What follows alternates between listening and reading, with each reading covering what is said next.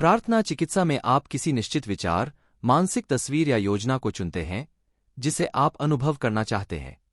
आप इस विचार या मानसिक छवि को अपने अवचेतन तक पहुंचा देते हैं और काल्पनिक अवस्था की वास्तविकता अनुभव करते हैं।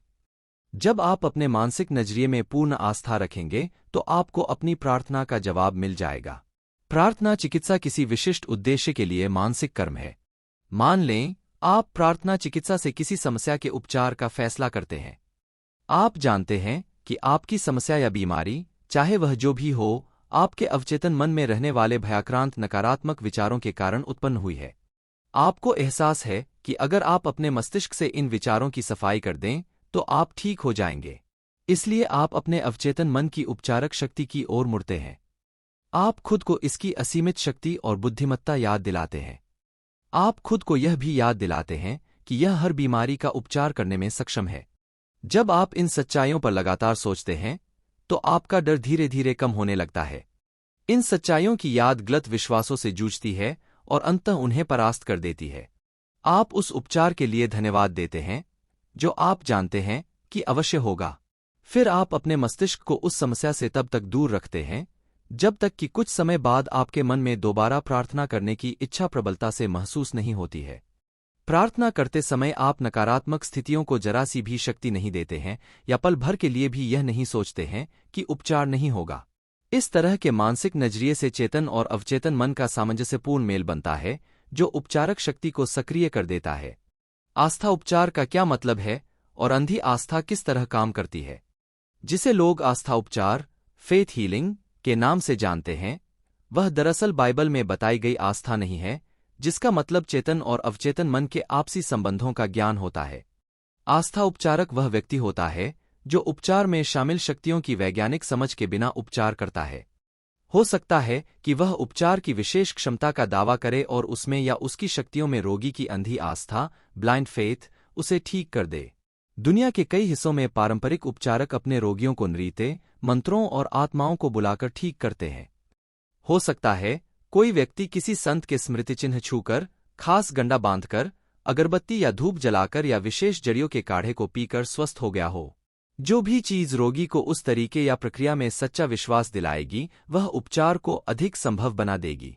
जो भी चीज आपको डर और चिंता से हटाकर आस्था और आशा की ओर ले जाएगी, आपका इलाज कर देगी। कई लोग दावा करते हैं कि चूंकि उनके सिद्धांत परिणाम देते हैं, इसलिए वे सही और सच हैं। जैसा हम पहले देख चुके हैं, यह सच नहीं हो सकता। अंधी आस्था किस तरह काम करती है, इसके लिए स्विस उपचारक फ्रेंच एंटन मेस्मर के बारे में सोचें, जिनका जिक्र हम पहले कर चुके हैं। 1776 में उन्होंने अपने मरीजों के शरीर से चुंबक छूकर इलाज करने का दावा किया था। बाद में उन्होंने चुंबक छोड़कर मरीज से कुछ दूरी पर अपने हाथ घुमाकर इलाज किया। यह तरीका भी कारगर हुआ। इस नई तकनीक की सफलता को समझाने के लिए मेस्मर ने प्राणी चुंबकीयता का सिद्धांत दिया। उनका मानना था कि यह द्रव वैसे तो पूरे ब्रह्मांड में फैला हुआ है, लेकिन इंसान के शरीर में सबसे सक्रिय है। उनका दावा था कि यह चुंबकीय द्रव उनके हाथों से बीमार शरीर की ओर संप्रेषित होता है और प्राणी चुंबकीयता का यह स्थानांतरण उनका उपचार कर देता है।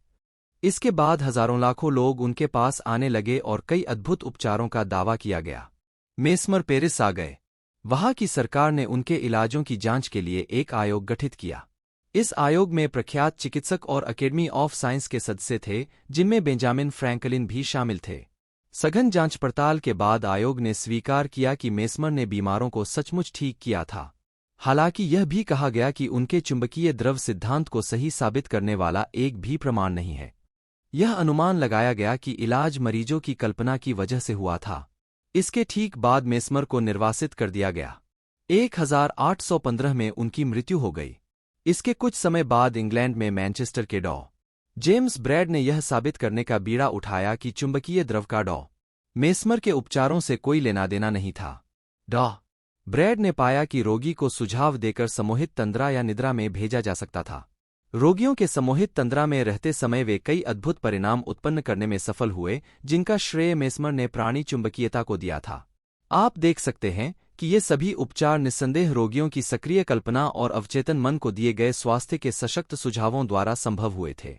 इसे अंधी आस्था कहना अनुचित नहीं होगा, क्योंकि न तो मरीज न ही उपचारक को यह समझ थी कि ये उपचार कैसे हुए। कल्पनावादी आस्था और इसका अर्थ।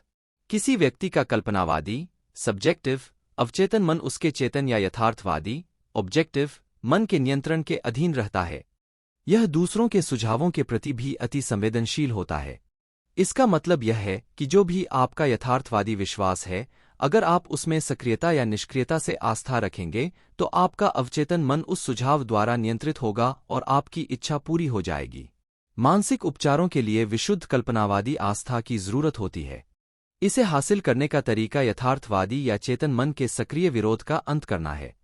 जाहिर है, शरीर के प्रभावी उपचार के लिए सबसे अच्छा तो यह रहेगा कि चेतन और अवचेतन दोनों ही मन आस्था को पूरी तरह स्वीकार करने की अवस्था में हों। बहरहाल, यह हमेशा जरूरी नहीं होता है।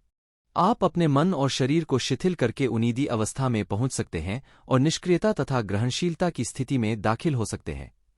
इस उन्नीदी अवस्था में आपकी निष्क्रियता कल्पनावादी छाप के प्रति ग्रहणशील बन जाती है।